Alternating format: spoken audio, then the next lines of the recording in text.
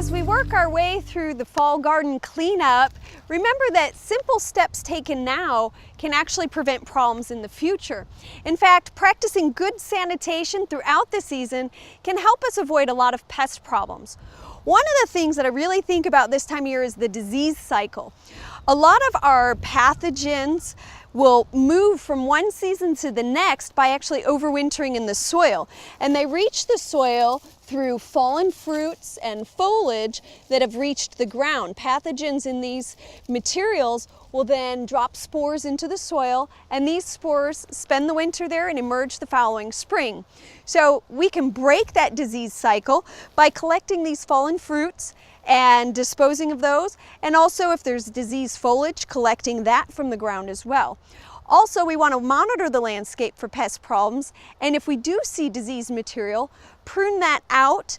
And these diseased materials we don't want to put into our compost pile. We want to dispose of those in other ways through the garbage or through burning to get rid of them.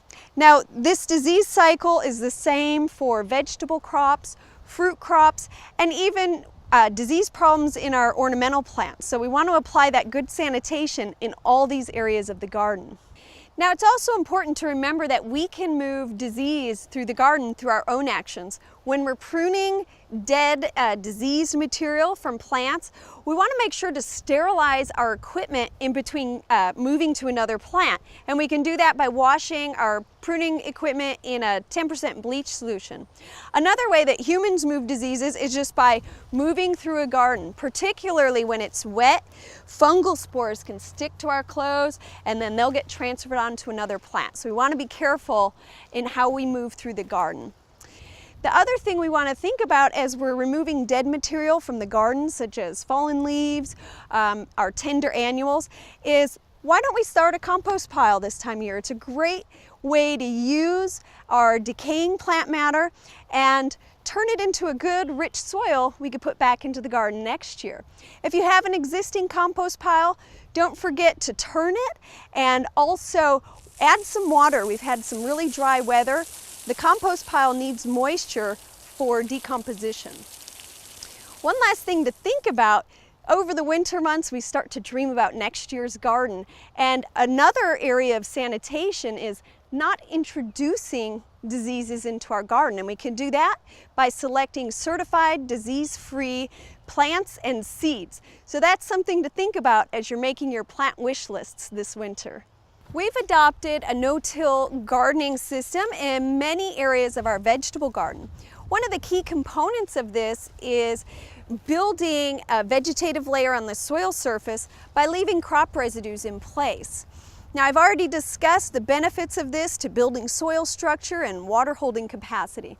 But one of the main questions I get is, how does that affect disease and sanitation? We talk about sanitation as being a good practice for the garden, and that's kind of counter to no-till practices.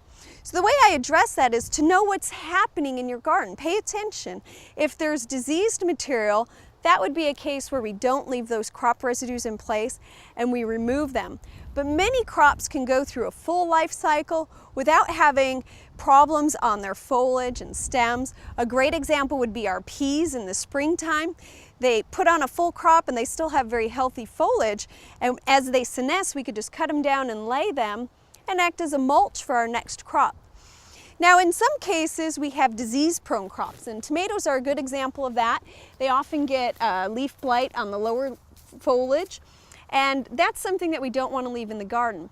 But when we remove them, we can do it in a way that we can still protect the soil and get some of the benefits from no-till. So instead of pulling plants out of the ground and disrupting the roots, disrupting the soil below ground, we can just simply cut the plants back at the soil surface. And that allows us to take that plant material and remove it, but we haven't disturbed the soil. In fact, the roots are a big part of the benefit of no-till. The roots create pore spaces that allow water to infiltrate, and they also break down and add to that organic matter. So it's very important that we don't disturb the soil, and we could do that by cutting our plants instead of pulling. Another thing we could do is, in areas where we've removed crop residues, is provide a supplemental mulch. such as we have the cotton seeds here. And what that'll do is protect the soils against erosion and compaction from wind and water. No-till and good sanitation can really work hand in hand, but it requires knowledge and paying attention to what's taking place in your garden.